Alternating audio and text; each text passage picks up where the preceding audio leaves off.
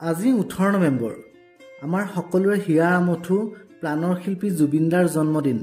তেওঁ যে আমাৰ মাজত নাই সেয়া মনটোৱে কেতিয়াও মানিয়ে নলয়। বহু দিনৰ পৰা মনতে চিন্তা কৰি আছিলো দাদাৰ আদৰ্শৰে জন্মদিন বিশেষ কি কৰিব পাৰো।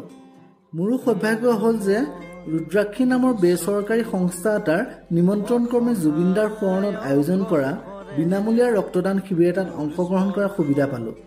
এই সুযোগতে ময়ো ৰক্তদান কৰাৰ তেওঁলোকক ইচ্ছা প্ৰকাশ কৰাত তেওঁলোকে প্ৰয়োজনীয় স্বাস্থ্য পৰীক্ষা কৰি ৰক্তদান কৰাৰ সুবিধা প্ৰদান কৰি দিলে। জীৱনত কিন্তু মই কেতিয়াও ৰক্তদান কৰা নাছিলোঁ, কিন্তু মোৰ অলপো ভয় নালাগিল, কাৰণ এই ৰক্তদান শিবিৰ জুবিন দাৰ সোঁৱৰণতে আয়োজন কৰা হৈছিল। জুবিন দাই তেওঁৰ জীৱনকালত যিমান মানুহক সহায় কৰি গ'ল তাৰ তুলনাত মই কৰা এই প্ৰচেষ্টাৰ নাম মাত্ৰহে, কিন্তু এই প্ৰচেষ্টাই মোৰ মনত দিলে অফুৰন্ত সুখ আৰু শান্তি।